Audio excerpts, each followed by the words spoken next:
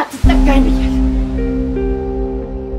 አንደኛ ልጆቹን ያለ አባት የራሱን ልጆች ያለ አባት እንዲቀሩ ነው ያደረጋቸው።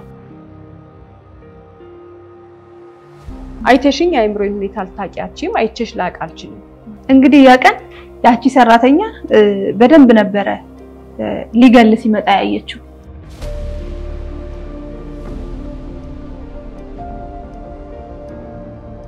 በጣም በብዙ ሴት አልፈልግህም የተባለ ወንድ በጣም ከፍተኛ ጉዳት ሊያደርስ ይችላል። የፈለግሽውን የመምረጥ የፈለግሽውን ያለ መምረጥ መብት እንዳለሽ ማሳየት አለባችሁ። ቻይ መሆን ማለት ለመሞት መዘጋጀት ማለት ምንም አያሰነብተን። ክፉ ሰው ክፉ ነው በቃ። የታወቀች የባልትና ሱቅ ባለቤት ከአካባቢው ሰው አልፎ ብዙ ኪሎ ሜትር ተሻግሮ ከሷ ሙያ ሱስ የያዛቸው ይቺ ግለሰብ ከልጅነት እስከ ዕውቀት ራሷን የገነባችበት ትዳርና ቤተሰቧን የምታስተዳድርበት ሙያዋ የተመሰከረላት ናት። ታዲያ ከባሏ ጋር 10 ዓመት ያለፈው አስደሳች ትዳሯና ስኬቷ ሁሉም ሰው እንዲኖረው የሚመኘው ማንነቷ ነው። ግን በአንድ ቀን በስራ ቦታዋ ወድቃ ተገኘች።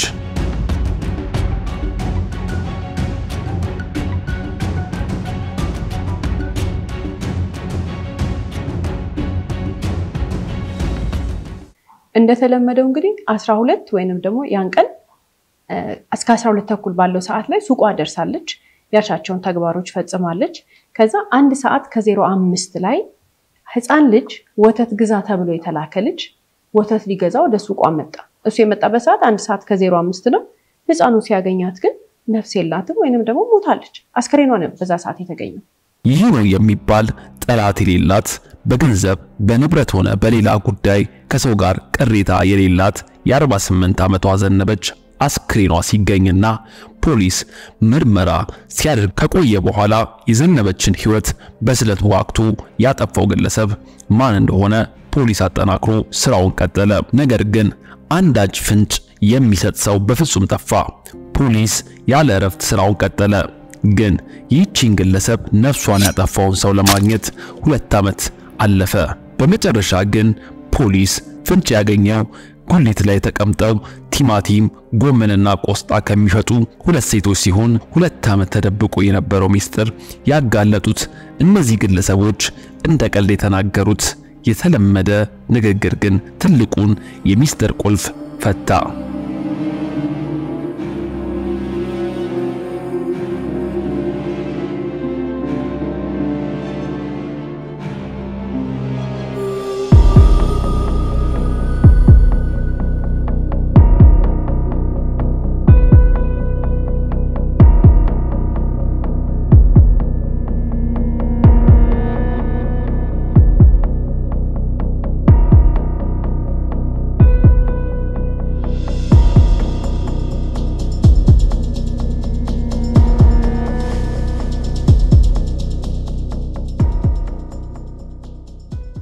ይኮኑ የዘውዴ እንደሚያፈስሰው እዩ ደግሞ በነፃነት እህል ገዝቶ ሲገባ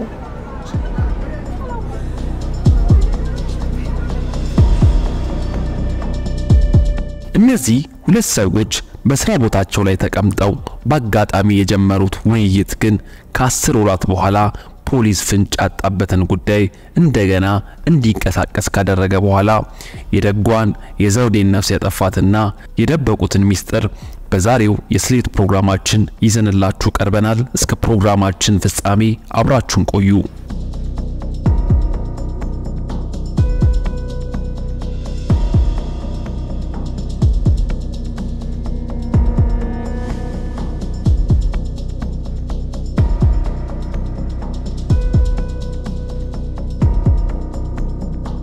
ሰላም የስሌት ፕሮግራም ተከታታዮቻችን፣ ስለ ህይወት ቲቪ በየሳምንቱ በዚህ ሰዓት ይዞላችሁ የሚቀርበው ፕሮግራማችን አሁን ይጀምራል። ስለ ህይወት ፍርድ የተሰጠባቸውን እውነተኛ ወንጀል ታሪኮችን ለእናንተ ለተመልካቾች በድራማ መልክ ያቀናበርን ይዘን የምንቀርበው ፕሮግራም ይሆናል። የዛሬውን ፕሮግራም ይዘንላችሁ የቀረብነው እኔ ብስራት ገመቹና ሄራን ይገርማል አንድ ላይ በመሆን ነው። እስከ ፕሮግራማችን ፍጻሜ ድረስ አብራችሁን እንድትቆዩ እንጋብዛለን። እናመሰግናለን። በጠዋት ትምህርት ቤት ከመሄዱ በፊት ወተት እንዲገዛ የተላከው ህፃን የተሰጠውን ብር በጥንቃቄ ይዞ ወደ ዘውዴ ሱቅ ሲደርስ ትምህርት ቤት እንዳይረፍድበት ቸኩሎ ነበር። ይህ ሕፃን ግን በልጅነት አይምሮ የተመለከተውን ነገር ሲያስረዳ መላ ሰውነቱ እየተንቀጠቀጠ ቃላት አጥሮት እና ፍርሃት ወርሶት ነበር። የፈሰሰው ደሟና ጉዳት የደረሰበት አስከሬኗን ያየ የፖሊስ አባልና ጎረቤት ሁሉ ግን እንደ ሕፃኑ መደናገጥና መርበትበታቸው አልቀረም። የትዳር አጋሯ የልጆቹ አባት በሐዘን ልቡ ተሰብሮ የተፈጠረውን ማመን ያቃተው ይህ ግለሰብ እውነቱን መቀበል አልቻለም። ባል ግራ ተጋብቷል። አይምሮ ከመረበሹ የተነሳ የሚያስበው ሁሉ ልክ አይደለም። ዘውዴ በተገደለች ዕለት በሕይወት ያየቻት የመጨረሻዋ ሴት ይቺ ናት። ጎረቤት ሰራተኛ ስትሆን እሷም ወተት ገዝታ ከፍላ ከመውጣቷ በፊት ከጥቂት ደቂቃ ያነነሰ ከዘውዴ ጋር ሲያወሩ ቆዩ። ከዛም አንድ ግለሰብ ሲገባ የቤት ሰራተኛዋ አይታለች። ግን የማትረሳው እውነት አለ። እንግዲህ ያቀን ያቺ ሰራተኛ በደንብ ነበረ ሊገል ሲመጣ ያየችው እና ከዛም በኋላ ፊቱን ብታየው የዛን ሰው በደንብ አድርጋ ነው የምታስታውሰው። በፍጹም ከህሊናዋም ከአይኗም ሊሰወር የሚችል አይነት አልነበረም። ከስንት ዓመት በኋላ ቢያሳዩት ያን ሰው ታውቀው ነበር። ከዛ ውጭ ግን ይቺ ሰራተኛ በጣም ያስተዋለችው ነገር ምንድነው? ልክ ሲገባ የዘውዲቱ ፊት በጣም ተቀያይሮ ነበረ። በጣም ባንዴ ቅይር ሲል ያንን ነገር ማስተዋል ችላ ነበረ። በደንብ አይታት ነበረ። መቼም የማትረሳው ሁሌም የሚቆጫት ነገር ቢኖር ከጎረቤት የመጣችው ይች የቤት ሰራተኛ ያን ዕለት የዘውዴን የፊት መቀየር ከተመለከተች በኋላ ሱቁን ለቃ ሄዳለች። የዘውዴን መሞትና በግፍ መገደል በሰማች በንጋታው ግን የምትሰራበት ቤት በር ተንኳኳ። ብቻዋን ቤት እያጸዳችና ስራ እየሰራች የነበረችው ይች ሰራተኛ በሩ ስከፍት ግን የዘውዴ ሱቅ ውስጥ ያየችው ሰው ነው። አሁን ሽጉጥ ይዞ ያስፈራራት ነገር አለ። ዘውዴ ሱቅ አይቼዋለሁ ብላ ትንፍሽ እንዳትል አስጠነቀቃት። ግለሰቧ እውነትም አልተናገረችም። ዘውዴ ሕይወቷ አልፎ ፖሊስ አስክሬን ምርመራ ካደረገ በኋላ ጉዳዩን ለማደን ስራውን ቀጥሏል። ስራውን በአግባቡ እየሰራ ያለው ፖሊስ ግን ትልቅ የሚፈልገው ነገር በዕለቱ ዘውዴ ጥቃት የተፈጸመባት ይህ ስለት በደም ተለውሶ ሲገኝ በስለቱ መዳፍ ላይ ግን የጣት አሻራ ተገኝቷል። ታዲያ የጣት አሻራው የማን እንደሆነ ለማመሳሰል የተሰራው ስራ በዘውዴ የትዳር አጋር ከልጆቹ አባት ጀምሮ ፖሊስ ስራውን ቀጠለ። የልጆቹ አባት አለመገደሉ ተረጋገጠ። በሰፈሩ በስርቆት የሚሳተፉ የአካባቢው ነዋሪ በስርቆት ያሰለቹና ሌሎች ከዘውዴ ጋር ቅሬታ ያላቸው ሰዎች ተደምረው 41 ሰዎች ላይ ፖሊስ የአሻራ ምርመራ አደረገ። ፍጹም በስለቱ ላይ ከተገኘው አሻራ ጋር ሊመሳሰል አልቻለም። ተጠርጣሪ የሚባሉት በድምሩ 41 ሰዎች በኋላ ግን ፖሊስ አዲስ መረጃ ሆነ ማስረጃ ሳያገኝ ድፍን 2 ዓመታት አለፉ። ከ24 ወራት በኋላ ፖሊስ በደረሰው መረጃ መሰረት ግን አንድ ተጠርጣሪ ብቅ አለ። ይህ ግለሰብ ግን 100% አሻራውን በስለቱ ላይ ከተገኘው ጋር ተመሳሰለ። ግለሰቡ ግን ከዘውዴ ሱቅ 4ኛ ቤት የሚኖር የሥራ ቦታዋ ጎረቤት ይህ ግለሰብ ነው። የትዳር አጋሯ ወዳጆቿ የሚወዷት ሁሉ ተስፋ ቆርጠው ፍትህ ሳታገኝ ዘውዴም ተረሳች ብለው አዝነው የነበሩ ሁሉ ግን አሁን ዘውዴ የተነሳች ያክል ተደሰቱ። ታዲያ እውነቱ ለፖሊስ የተጋለጠበት መንገድ ግን እጅግ አስገራሚ ነው። ዘውዴ በግፍ ከተገደለች በኋላ ይህች ጉሊት ሽጣ የምትኖር ሴት ለሥራ በተቀመጠችበት ነበር ወጣቷ የቤት ሰራተኛ የመጣችው። በሰዓቱ ግለሰቡ ከጉሊት ሻጯ ዕቃ ሲገዛ ያየችው የቤት ሰራተኛ ጀርባዋን አዙራ ተራምዳ ተደበቀች። ካለፈና ከቦታው ከተንቀሳቀሰ በኋላ ነበር የቤት ሰራተኛዋ ወደ ጉሊት ሻጯ የቀረበችው። የቤት ሰራተኛዋ ግን መረጋጋት አቅቷት ወደምትቀርባት የጉሊት ሻጭ ቀርባ ተቀመጠች።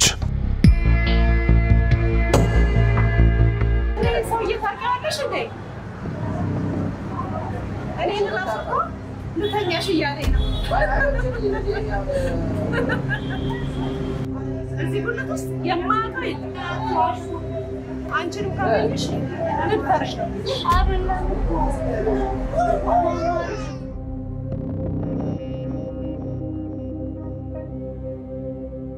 እንግዲህ ያን ቀን የጉሊት ሻጯ አለች መታ የቤት ሰራተኛዋ ይውልሽ ይሄ ሰውዬ ሰውዴን የገደለው እሱ ነው ብላ ይሄንን ትልቅ ሚስጥር መታ ለጉሊት ሻጯ ወይንም ደግሞ ጉሊት ውስጥ ሸጣ ለምትተዳደረው ሴት ስትነግራት ጉሊት ሻጯ ለምን አመነቻት?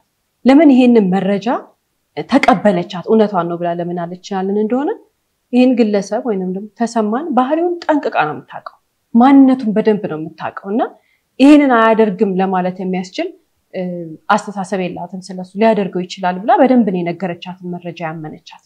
የዚህን ቀን እንግዳ የሆነችው የቤት ሰራተኛ የምታውቀውን ሚስጥር ጉሊት ሻጯ ዘውዴ የሞተች ቀን ያየችውን ሁሉ የነገረቻት ጉሊት ሻጯ ያመነቻትና እሱ መሆኑን እርግጠኛ ያደረጋት ነገር ግለሰቡን ጠንቅቃ ስለምታውቀው ነው። ይህች የቤት ሰራተኛ ከጉሊት ሻጯ ጋር ሚስጥሩን ካወሩ በኋላ ለማንም ትንፍሽ ሳይሉ ግን 1 ዓመት ከ8 ወራት አለፉ። ታዲያ ይህ ቀን ማለት ዘውዴ ህይወቷ ካለፈ ግን ድፍን 2 ዓመታት ተቆጠሩ። ቀጥሎ ግን ሁለቱ የጉሊት ሻጮች በተቀያየሩት መረጃ መሰረት ነበር ይህችኛዋ ጉሊት ሻጭ ያገኘችውን ለፖሊስ ቀርባ ጥቆማ የሰጠችው። ይህ ግለሰብ ግን ከዛው ቤት ውስጥ የዘውዴ የንግድ ሱቅ ተዘግቶ በበሩ እየገባ እየወጣ አንዳች ነገር ሳይሰማው ህይወቱን ከሚስቱና ከልጆቹ ጋር ቀጥሏል። ታዲያ የወራት መንታ ልጆቹን ወልዶ የሞቀ ህይወቱን እየመራ ባለበት ነበር ፖሊስ የጠራው። ግለሰቡ ግን ፖሊስ ዘንድ ቀርቦ ዘውዴን ታውቃታለህ ሲባል አላውቃትም ብሎ ካደ። ከዚህ በኋላ ፖሊስ ምርመራውን ቀጠለ። የዚህ ግለሰብ የነውር ተግባሩ ሲገለጥ ግን እጅግ አሳፋሪና አስነዋሪ ነው። ፖሊስ ግለሰቡ ስሙ ተሰማ መሆኑን አረጋገጠ። ይህ ተሰማ የተባለ ግለሰብ ጎረቤቱ የሆኑ የቤት እመቤት ባለትዳር ሴቶች የሁለት ልጆች እናት የሆኑትን ያልተገባ የፍቅር ጥያቄ ያቀረበ ያሰለቻቸው ሲሆን አስገድዶ በመድፈር ወይም ጥቃት በማድረስ ወደፊት ገፍቶ አልመጣም። እንግዲህ አሁን ላይ ፖሊስ መረጃው ከደረሰ በኋላ ሴቶች እየመጡ እየተናገሩ ነበር። እንደዚህ ያሉ እየተናገሩ ነበር። ከዛ መሃል አንድ ሴት ሄዳ የተናገረችው ነገር ምንድነው? የተሰማ ጎረቤት ነች። አንድ አጥር ነው የሚለያቸውና በዛ ሰዓት ልጁን ይልካል። የራሱ የወለደው ልጅ ባለቤትሽ አለ ወይ ብለህ ጠይቃት ይለዋል። ነገር ግን አሁን እቺ ሴትዮ መታ ስትጠየቅ ፈልጎት ነው ልትል የምትችለው ወይ ደግሞ ይህ ሰውዬ እየተዘዋወረ ዲሽ ምንም ስለሚሰራ ሰውዬው ጠርቶት ነው ባለቤቷን ለጠራው አድርጋ ነው ልታስብ የምትችለው እንጂ ሌላ ለምን የሚፈልገዋል ብላ አታስብ። ማናችንም ብንሆን የምንለው ነገር ነው።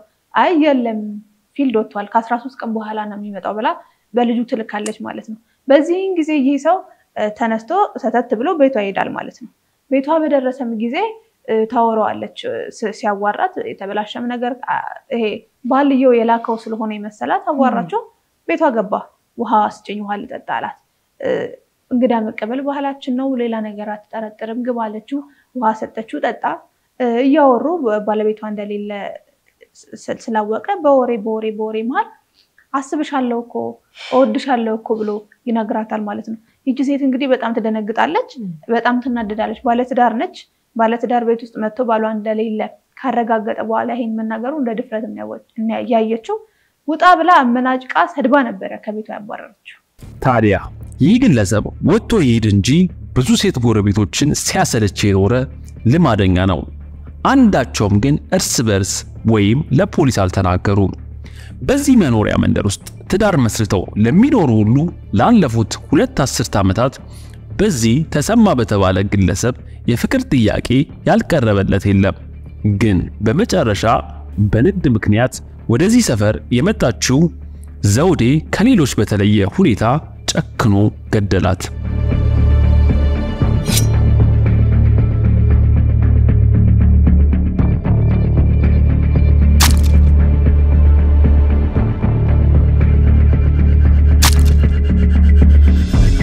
ፖሊስ በቁጥጥር ስር ካዋለው በኋላ ግለሰቡ ለፍርድ ቀረበ። ታዲያ ግን ብዙ አስገራሚ እውነቶች የተገለጡበት የዘውዴ ታሪክ የሕግ ባለሙያዎችና ዋና መርማሪውንና ዳኞቹን ጭምር አጀብ ያስባለ እውነት የተናገረች አንዲት ሴት አለች። ሴቷ በአቃቤ ሕግ ምስክር ተደርጋ ለፍርድ ቤት የቀረበችው በምርመራ ሰዓትን በጣም ብዙ ነገር ማስረጃዎችን የሰጠችው ሌላ ሰው አይደለችም፣ የራሱ ሚስት ናት። የራሱ የተሰማ ሕጋዊ ሚስቱ የልጆቹ እናት ነችና ይህች ሴት የተናገረቻቸው ነገሮች ግን በጣም ትልቅ ለውጥ አምጥቷል ፍርዱ ላይ። ምንድነው የዛን ቀን ዘውዴ ሞታ የተገኘች ቀን በጠዋት እሷን ዘውዴን ከገደለ በኋላ ወደ ቤት ገብቶ ልብሱን ቀያይሮ ደም የነካ ልብሱን ጫማውን ጭምር ገላውን ታጥቦ ልብሱን ሊቀይር ሲል ያንን ደም የነካውን ነገር እጠቢ ያለው ዛሬ ምስክር ሆና የመጣችው ሚስቱን ነው። አልደበቀችም፣ እውነቱን ተናግራለች። ሌላስ እንግዲህ እሱ በሕግ ቁጥጥር ስር ወይንም ደግሞ ታስሮ እያለ ምግብ ታመላልስለታለች እና ምግብ ልታመላልስለት ስትሄድ ምን አላት? የዛን ዕለት ዘውዴ በተገደለች ዕለት ወይንም ደግሞ አስከሬኗ በተገኘ ቀን አገር ውስጥ ወይንም ከተማ ውስጥ አልነበርንም፣ ዘመድ ጋር ሄደን ነበረ ብለሽ ዋሽልኝ ማለት እሷና እሱ አንድ ላይ ሆነው እዛ ቦታ ላይ እዛ ሱቅ ውስጥ እሱ አልነበረም ለማስባል አንድ ላይ ሆነው ባልና ሚስት ተያይዘው ተሰማና ሚስቱ ማለት ነው ወደ ሚስቱ ቤተሰቦች ጋር ሄደው ራቅ ብለው ተወልዳ ያደገችበት አካባቢ በጣም ሩቅ ነው እዛ እንደነበሩ እና ቤተሰቦችሽንም ንገሪያቸው አላት። አንቺም ደግሞ ከኔ ጋር እንደነበርሽ መስክሪልኝ አላት። ሁለተኛው ውሸት ማለት ነው። ከዛ በተጨማሪ በጣም የምታሳዝነው በረጅም የትዳር ዓመታት አሏቸው። እንግዲህ በእነዚህ ሁሉ የትዳር ዓመታት ውስጥ የቤት ሰራተኛ ረዳት መቅጠር ትፈልጋለች፣ የመቅጠር አቅምም አላት። አታመጣም ግን ለምን? ይሄንን ባህሪውን ስለምታውቅ ይሄን ማንነቱን ስለምታውቅ በፍጹም ቤት ውስጥ ከተጋቡ ከተወሰነ ጊዜ በኋላ ነው የቀጠረችው። ከዛ ውጪ ግን ሴት የሚባለውን ፍጥረት ለሱ ወደ ጭንቅላቱ የሚመጣለት ወይም ደግሞ ከሴት የሚፈልገው ነገር ምን እንደሆነ ስለምታውቅ አጠገቡ በቃ ከልጆቹ በስተቀር ሌላ ሴት አይመጣም። የቤት ሰራተኛም ረዳትም ዘመድም እነሱ ቤት መጥቶ አያድር። ይህ ግለሰብ ሊያስተባብል ባልቻለው ሁኔታ ለፍርድ ከቀረበ በኋላ የፍርድ ሂደቱን ተከታትሎ በመጨረሻ እድሜ ልክ ጽኑ እስራት የተፈረደበት ሲሆን ይህ ግለሰብ ለፈጸመው ወንጀል ቅጣቱንና የተፈረደውን የሰሙ ሁሉ ተደስተዋል። ዘውዴን ያሉ ሁሉ ዘመድ፣ ቤተሰብ፣ ጓደኛ በተለይ የትዳር አጋሯ ግን ለወንጀለኛው ተሰማ የሚጠይቀው ጥያቄ አንድ ነበር። የዘውዴን የመጨረሻ ሰዓት እንዴት እንደነበረ አስረዳ ተብሎ የተጠየቀ ሲሆን ግለሰቡ ግን በፍጹም ለመናገር ፈቃደኛ አይደለም። ፖሊስ በራሱ መንገድ ከማስረጃ ተነስቶ የገመተው ነገር ግን ይህን ይመስላል። እንዳትጠጋኝ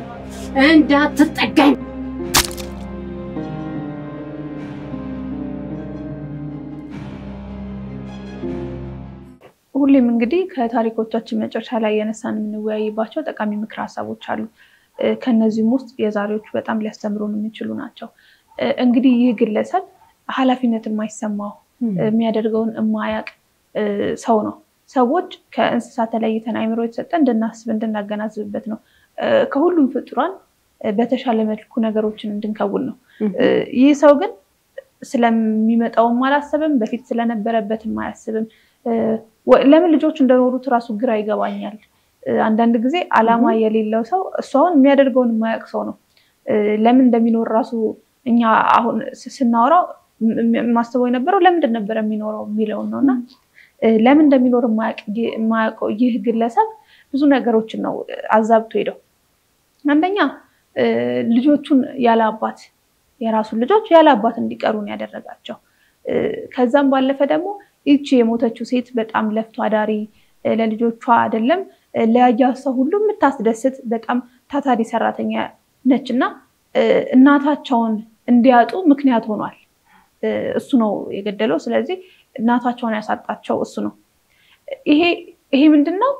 ኃላፊነት የማይሰማው በቃ ዝም ብሎ ለምን እንደተፈጠረ የማያውቅ ሰው ያደረገውን ነገር ነው የሚያደርገውና እንደዚህ አይነት ሰዎች አንዳንድ ጊዜ በዙሪያችን አሉ። አናያቸውም ማለት ይሄ ያን ያህል አናስተውላቸውም፣ ግን በደንብ ካስተዋልናቸው በዙሪያችን አሉ። እንደዚህ አይነት ሰዎች አሉና እነሱን ልናያቸው ይገባል፣ ልናስተውላቸው ይገባል። ሰው ለምን እንደሚኖር መጠየቅ አለበት። ራሱን ለምንድን ነው የሚኖረው፣ አላማው ምንድነው ብሎ መኖር አለበት። በዚህ ልክ ሰው ጋጦጥ ሊሆን የሚችለው ትናንሽ መጥፎ ነገሮችን በጣም በመለማመድ ነው።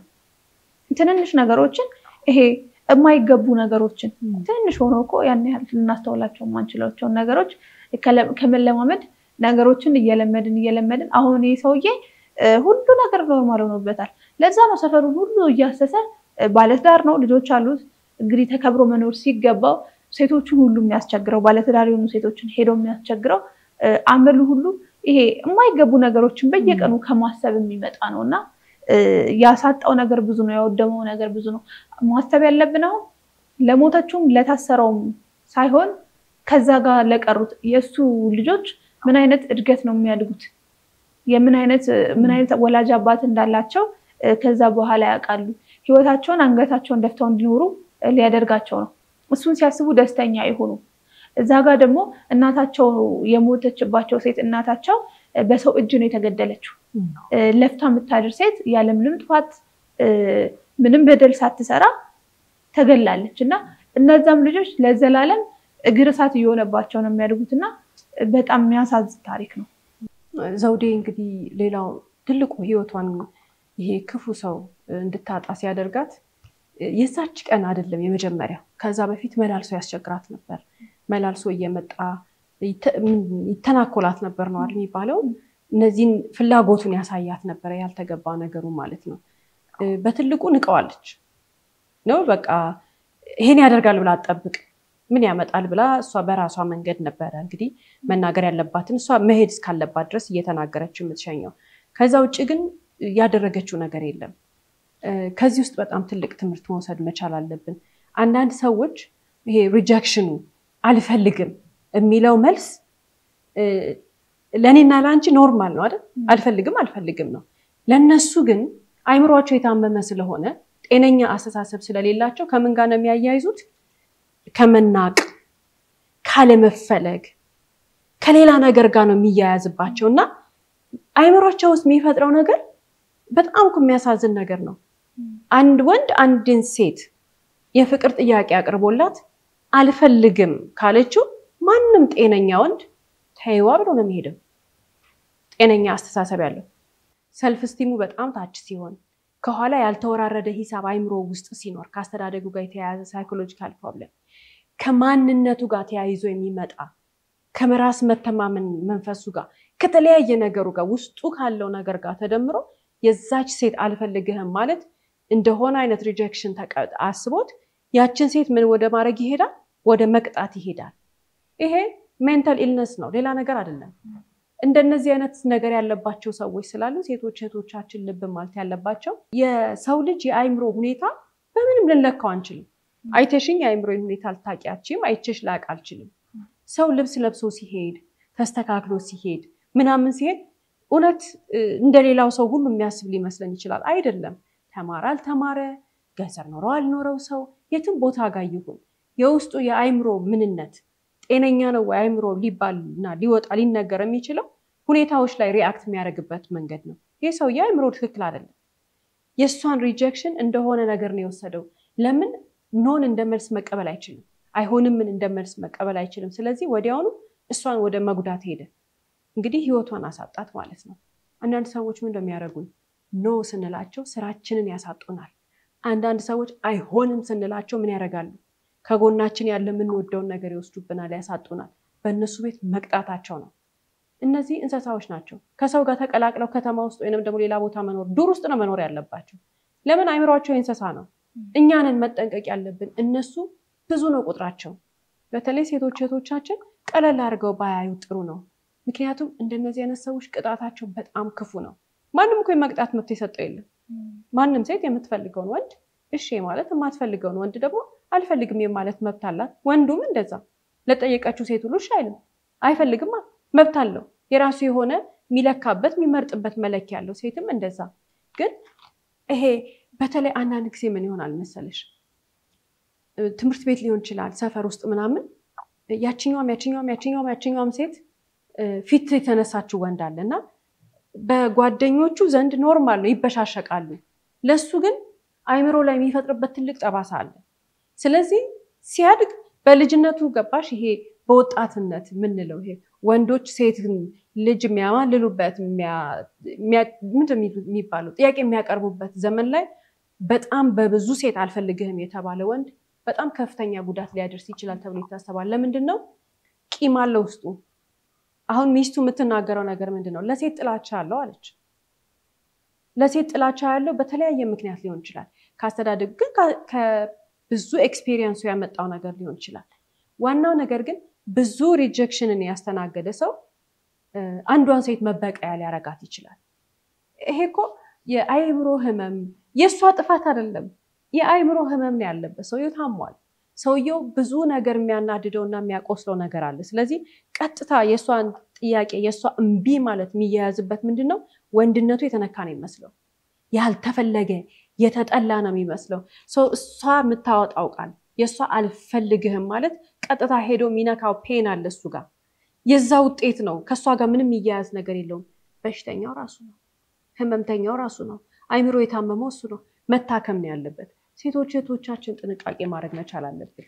እንደነዚህ አይነት ተደጋጋሚ የሆኑ አንድ ሰው የማስቸገር ባህሪ ካለው ጉዳት ሊያደርስባት ስለሚችል ከቻለች አጠገቧ ላለው ሰው ጸብ፣ ክርክር ምናምን የምትፈራ ከሆነ ግን ለህግ አካል ሄዳ ማሳወቅ አለባት። ሰውየውን የሚያስቆመው ነገር እንዲያስቆሙ ማድረግ አለባት። አይ እሱ እኮ ወይ ተወኮ በቃ እንደዚህ ብዬ ተናግሬው ምናምን ትቶ አይደለም፣ በሌላ መንገድ አንቺን ለመቅጣት ብዙ ኪሎ ሜትር እየሄደ ነው ያለው። ስለዚህ ሊቀጣሽ እንደማይችል መብትሽን እንደምታቂ የፈለግሽውን የመምረጥ የፈለግሽውን ያለመምረጥ መብት እንዳለሽ ማሳየት አለባቸው። ለዚህ ደግሞ ትልቁ መፍትሄ ምንድነው? መስመር ማበጀት ነው። አንድ ሰው እንደዚህ አይነት መሳፈጥ ነው የሚባለው በቃ የሆነ እርምጃ ተራምዶ እንደነዚህ አይነት ነገሮች ጋር ሲነግረን ፍሬናችንን መያዝና ማስቆም ትልቅ ብልጠት ነው። ሌላው ደግሞ ይሄ ነገር እንዲጋለጥ በጣም ትልቅ አስተዋጽኦ ያደረገችው ወይ ደግሞ ማስረጃ ተገኝቶ እርግጥ ነው ይሄ ሰውዬ ብዙ ነገር አድርጓል እንዲባል ያደረገችው ሰው ሊጠብቃት የማይችላት ባለቤቱ ነች። እንግዲህ ሚስቱ መጣ ብዙ ነገር ነበር የተናገረችው። ያደረጋቸውን ነገሮች ይሄ ሰራተኛ ማትቀጥርበት ምክንያት ሰራተኛም ቀጥራ እንደደፈረ ብዙ ነገሮች ነበር የተናገረችው። አጠገቡ ሆና ያየችውን ነገር በጠቅላላ ተናግራ ነበረ። በዛ በጣም ልትመሰገንና ጎበዝ ልትባል ይገባታል። ሌላው ደግሞ ምንድነው? ብዙ ጊዜ ነገሮችን እያየች ዝም ብላ አብራው ቆይታለች። አንዳንድ ጊዜ ለፖሊስ ሄዶ ማሳወቅ ሊያስፈራት ይችላል። እንዲህ ነው ብሎ መናገር ሊያስፈራ ይችላል። ማስረጃም ላይኖር ይችላል። አንዳንድ ጊዜ ደግሞ ነገሮች ያለ ማስረጃ ምንም ፋይዳ ላይኖራቸው ይችላል። ነገር ግን እንዴት ለራሱ አልሰጋችም? በዚህ ዘመን ላይ እንግዲህ በጣም ተሰራፍቶ የምናየው ምንድነው? ሰው ባል ሚስቱን እየገደለ ነው። ይሄ ሳይጋቡም አብረው የኖሩ የተገዳደሉ ብቻ ብዙ ጊዜ ሴቶች እየሞቱ ነው። ሴቶች ጥቃት እየደረሰባቸው ነው። ይሄ የሚሆንበት ምክንያት ደግሞ ምንድነው? ሴቶች ልክ ባልሆነ መንገድ ይችላሉ። መቻል ማለት በጣም መጥፎ ነገር ነው። ሴቶች እንደዚህ አይነት ጉዳይ መቻል የለባቸውም። ይሄ አላስፈላጊ ነገር ራሳቸው ላይ አሁን እቺ ሴት ራሷ ላይ ክፉ ነገር ላይ ይደረግባት ይችላል። ነገር ግን ብዙ ነገሮች ሲደረጉ አይታለች። ይህ ሰው ባይታሰር ወይ ደግሞ የሆነ ነገር ባይፈጠር ነገ እሷ ላይ ምንም እንደማይደርስ ምንም አይነት ማስረጃ የላትም። አካላዊ ጥቃት አያደርስባት እንጂ ስነልቦና በደንብ አድርጎ ጎድቶታል። ሌላ ቦታ እየሄደ እሷ ሴት እንዳልሆነች እሷን አስቀምጦ ብዙ ነገር ያልተገቡ ነገሮችን ሲያደርግ አይታለች። ያንን ነገር ደግሞ ለፍራ እንዴት እንደዚህ ታደርጋለህ እንዳትለው ለህይወቷ ሰግታ ተቀምጣለች። እና ለምንድን ሴት ልጅ እዚህ ድረስ እንደምትታገስ አላውቅም። ሴት ልጅ ራሷ ትንፋሽ አላት፣ ራሷ እግር እጅ አላት፣ ራሷ መኖር ትችላለች። እና ያለ የሆነ ሰው አጣብቂኝነት መኖር እስከማትችል ድረስ ሴት ልጅ አስባ እየተቀጠቀጠች ቤት ውስጥ ትቀመጣለች። ብዙ ነገር እየደረሰባት እንኳን ሚስት እንኳን ፍቅረኛ ማንም ሊደረግ የማይገባ ቤት ውስጥ ያለ እንስሳ እንኳን ያሳዝናል። በዛ ልክ ምንም አይደረግም። እና በጣም ብዙ ነገሮች ሴት ልጅ እየሆነባት ለምንድነው ቤት ውስጥ የምትቀመጠው? አደባባይ የምትወጣው የሞተች ጊዜ ለቀብሯ ነው። ውይ እንደዚህ እኮ ነበር፣ ውይ እኮ እንዲህ ነበር የሚባለው ልክ ስትቀበር ስትወጣ ነው። እና ሴት ልጅ እንደዚህ አይነት ነገሮችን መቻል የለባትም። ሴት ልጅ ቻይ መሆን የለባትም። በቃ በአጠቃላይ ሴት ልጅ ቻይ መሆን የለባትም። ሴት ልጅ የውሳኔ ሰው መሆን አለባት። አንድ ጊዜ አንድን ነገር ሲያደርግ ዝም ካለች ሴት ልጅ መጥቶ አንቺ ብሎ አንድ ጥፊ ሲመታት ዛሬ ዝም ካለች ነገ ቦክስ እንደማትመታ ምንም ደግሞ አንድ መሰንዘር የለመደ ሰው ሁለቴ እንደማይሰነዝር ምንም ማረጋገጫ የለም። ደግሞ ይሰነዝራል። በሶስተኛው ይደግመዋል። ከዛ በኋላ ዱላ ቀለቧ ሊሆነች ሴት በወጣ በገባ ቁጥር እየመታት ይወጣል። ኖርማል ይሆናል ማለት ነው። ታለቅሳለች፣ ዝም ትላለች። እየባሰ ሞት ወደሚለው ደረጃ ይደርስና ትሞታለች። እስከዛ ጊዜ ድረስ ግን ልቻለው ለማን ለልጆቼ ልቻለው። ለልጆች አይቻልም ይሄ ነገር። ለልጆች በጣም አደጋ። ልጆች ይሄ እንደዚህ አይነት ትውልድ ራሱ የሚፈራው እኮ በእንደዚህ አይነት አስተዳደግ ልጆች ሲያድጉ ነው። እንደዚህ አይነት በጣም ይሄ አይምሮ የሌለው ክፉ ትውልድ የሚፈጠረው እናቱ ስትመታ እያየ የሚያድግ ልጅ ምን አይነት ሰው እንዲሆን ነው የምንጠብቀው? አባቱ በጣም ብዙ መጥፎ ነገሮችን እያደረገ ያደገ ልጅ ያየ ልጅ ምን እንዲሆን ነው የምንጠብቀው? ብዙ ጊዜ እናቶች ለልጆቼ ብዬ ሲሉ ለልጆቻቸው የሚያስቡ እናቶች በጣም በቃ ያንን ቦታ ትተው ማምለጥ ነው ያለባቸው። ልጆቻቸውን ይዘው ብዙ ነገሮች ያስቸግራሉ። ሴት ልጅ ስትሆን አብዛኛው ጊዜ ቤት ነው የምትሆነው፣ ስራ ላይ ኖራት ይችላል፣ አስተዳዳሪ እሱ ነው። ነገር ግን በህግ ለልጆቹ የሆነ ነገር የማድረግ ግዴታ አለበት፣ ልጆችን የመርዳት ግዴታ አለበት። ከዛ በኋላ እሷ ወታ ሰርታ ራሷን ማኖር ትችላለች። ለልጆቿም የሚጠቅመው እሱ ነው። አንዳንድ ጊዜ ልጆች ብጥብጥ ያለበት ቦታ ውስጥ ከሚኖሩ በተለያየ ቤተሰብ ውስጥ ቢኖሩ የተመረጠ ነው የሚሻለው። መለያየትን፣ ፍቺን ባናበረታታም ነገር ግን እንደዚህ አይነት ሰላም የሌለበት ሴት ልጅ በጣም እየተቀጠቀጠች ሰላሟን እያጣች በየቀኑ እያለቀሰች በየቀኑ እየተሰቃየች ከምትኖርበት ቤት ይልቅ ደግሞ ልጆቿን ይዛ በሰላም የምትኖርበት ቤት የተሻለ ነው የሚሆነው። እንደዚህ አይነት ነገሮችን ሴት ልጅ መታገስ የለባትም። ቆይ ይቀየራል ብላ መጠበቅ የለባትም። በፍጹም ዱላን ማስተናገድ ማለት ከባድ ነገር ነው። መመታትን አምኖ መቀበል ማለት በጣም ከባድ ነገር ነውና ሴቶች እንደዚህ አይነት ነገሮችን መቻል የለባቸውም። በቃ ቻይ ለልጅሽ፣ ቻይ ለእንትንሽ፣ ቻይ ሁኚ አንቺ። ትዳር የሚገፋው ተችሎ ነው። ቻይ መሆን ማለት ለመሞት መዘጋጀት ማለት ነው። የሚቻሉ ነገሮች አሉ፣ ሊስተካከሉ የሚችሉ ነገሮች አሉ። ይሄ እኮ በህይወት የመጣ ነው። እንዴት ሰው ሚስቱን መምታት ደረጃ ከደረሰ እኮ አለቀ፣ ማምለጥ ነው ያለባት። እና እንደዚህ አይነት ነገሮችን ሴቶች ባይችሉ እንደዚህ አይነት ልክ እያዩ እቺ ሴታውን ነገር ካለፈ በእርግጥ በዛም ሰዓት ያንን ነገር ማድረጓ ሊበረታታ የሚችል ነገር ቢሆንም ነገሮች ሁሉ ካለቁ ሰው ከሞተ በኋላ ነው፣ ብዙ ሰዎች ከተጎዱ በኋላ ነው ያንን ነገር የተናገረችው። ቀድማ ቢሆን ኖሮ ራሷም ትድን ነበረ። ሲቀጥል ደግሞ በሽታ እኮ የሚባል ነገር አለ። ስንት ቦታ ዞሮ ነው እሷ ጋር የሚመጣው፣ እሷም ታስተናግደዋለች። እና በጣም በቃ እንዴት እንደሆነ በማይታወቅ ሁኔታ ብዙ ሴቶች እንደዚህ አይነት ነገሮችን እያወቁ ዝም ብለው ከሆነ ሰው ጋር ይቀመጣሉና በፍጹም እንደዚህ አታርጉ ማለት እልፍ ሲሉ እልፍ ይገኛል የሚባለው። ሲወጣ ሲያዩት ምን አይነት ነገር ውስጥ ነው የነበርኩት ብለው ይላሉና እንደዚህ አይነት ነገሮችን አይታገሱ። ክብር ከሌለው ከማያከብራቸው ሰው ጋር ለአንድ ቀን መቀመጥ የለባቸው። ሌላው እንግዲህ ተሰማ ማንነቱን ስንመለከተው በዚህ ታሪክ ላይ በሴትና በወንድ መካከል ያለን ጾታዊ ግንኙነት የሱን ረጅሙን ሰዓት ይዞበት የሚኖር ሰው ነው። በቃ አይምሮ ላይ ሰው ስራ ይሰራል፣ ቤት ይሄዳል፣ ይመጣል፣ ከስራ ይመላለሳል፣ ልጆች ያሳድጋል፣ ስለሚመገበው ነገር፣ ስለነገ ህይወት፣ ስለተለያየ ነገር አይምሮአችን ይያዛል አይደል? የተሰማን አይምሮ ምንድነው የያዘው ሲባል ግን በሴትና በወንድ መካከል የሚደረግ ግንኙነት ብቻ ሁሉም ቦታ ካያቸው ሴቶች ጋር እያሰበ የሚኖር ወንድ ነው። እንደነዚህ አይነት ሰዎች የአይምሮ ህመም ነው ያለባቸው። ታሟል ይሄ ሰው፣ የአይምሮ ጤነኛ አይደለም። የሚያሳዝነው ነገር እንዲህ አይነቱን አስተሳሰብ ያለበትን ሰው ተቀብሎ የሚኖሩ እህቶቻችን ናቸው። ከዛስ ደግሞ ወጥቶ ጭራሽ ዶብ ደጅ ከሴቷ ጋር ይጣላሉ። የሴት ልጅ ህይወት የተከበረ ህይወት ነው። ሴት ልጅ ራሷን ማስቀመጥ ያለባት፣ መኖር ያለባት፣ መምረጥ ያለባት ቦታ ማለት መጀመሪያ ለሷ አይምሮ ጤንነት የሚመቻት ቦታ ነው።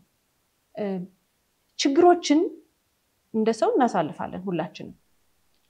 ላይፍ ቻሌንጅ አለን።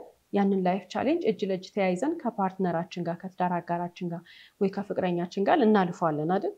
ራሱ ችግር ይዞ ከመጣ ግን በተለይ ደግሞ ይሄ ሴት ጋር ሄደ ወንድ ጋር ሄደሽ ምናምን በሚል ኢሹ ትርምስ ውስጥ የሚያስገባን ከሆነ ግን የመጀመሪያው አማራጭ ራሳችንን ማክበር ነው።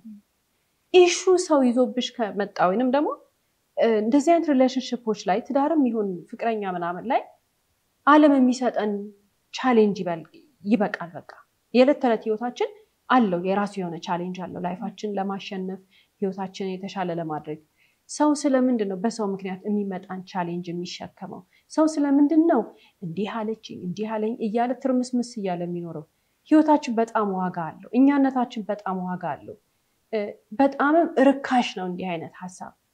ሰው የሚወደውን ሰው ርካሽ ሀሳብ ሰጥቶ አይምሮን አያስጨንቅም። ሰው የሚያከብረውን ሰው ወንድም ይሁን ሴት ጥቃቅንና አነስተኛ የሚመስሉ ነገር ግን ከአይምሮ አጥንትን ሰርስረው ገብተው ስጋን የሚጨርሱ ጭንቀቶችን ለሚወደው ሰው ለፍቅረኛውም ይሁን ለባሉ ለሚስቱ አይሰጥም። አንድ ሰው ዝም ብሎ በተደጋጋሚ የማናደድ የማበሳጨት ለአይምሮአችን የማይገባውን ጥሩ ነገር መመገብ ሲገባው የማይሆነውን አይነት ሀሳብ በፍቅር ስም በትዳር ስም እየኖረ አይምሮአችንን የሚያስጨንቀው ነገር ከሰጠን የሀገር ሽማግሌ አይደለም ምንም ቢመጣም ከዚህ ውስጥ የሚያሰነብተን ነገር መኖር የለም። ገንዘብ አያሰነብተን፣ ልጅ አያሰነብተን፣ ማህላ አያሰነብተን፣ ምንም አያሰነብተን። ክፉ ሰው ክፉ ነው በቃ። እንዴት ነው አንድ ሴት እየዞረች ከሴቶች ጋር የምትጣላው? እንዴት ነው አንድ ሴት እንደዚህ አይነት ርካሽ የሆነ አይዲያን ካለው ሰው ጋር አብራ ህይወቷን አጣምራ ልጆችን ወልዳ ስታሳድግ ትውልድ ገነባለሁ ብላ የምታስበው? እኛ በጣም ውዶች እኮ ነን። እያንዳንዷ ሰከንዳችን ውድ ናት። ከማን ጋር እንደምናሳልፋት መምረጥ አለብን።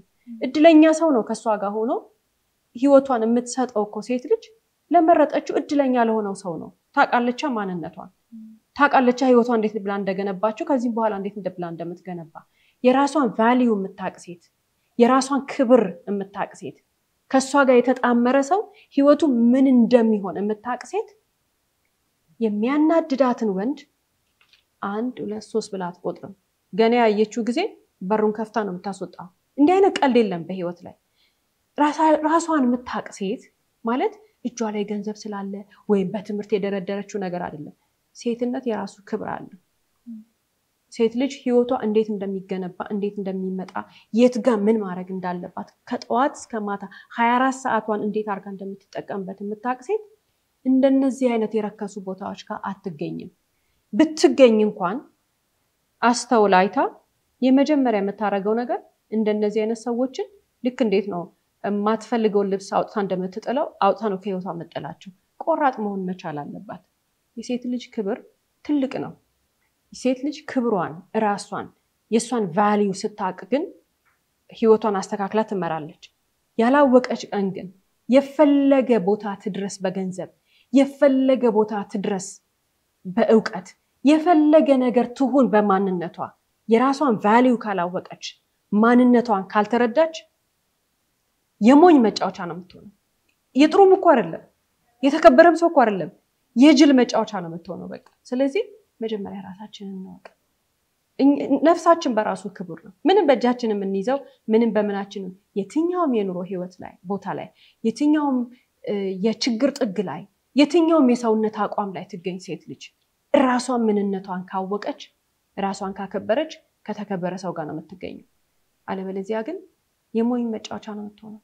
ሌላው ደግሞ ምንድነው እንግዲህ እቺ ሴት ባሏ በጣም ብዙ እንዲህ ነው እንኳን ተብሎ ለመናገር የሚያሳፍሩ ድርጊቶችን በሚሰራበት ጊዜ እሷ ግን የሱን ጥፋት ለመሸፈን ነበረ የምትሯሯጠው። አብረው በነበሩበት ጊዜ አንድ ይሄ አሳልፋ ከመስጠቷ በፊት ባለው ህይወታቸው ውስጥ ሰራተኛ ገብቶ ሰራተኛ ቢደፍር አንቺ ነሽ የማይሆን አለባበስ ለብሰሽ ባሌን ያሳሳትሽው ብላ ከሰራተኛዋ ጋር ነው ችግር የምትፈጥረው።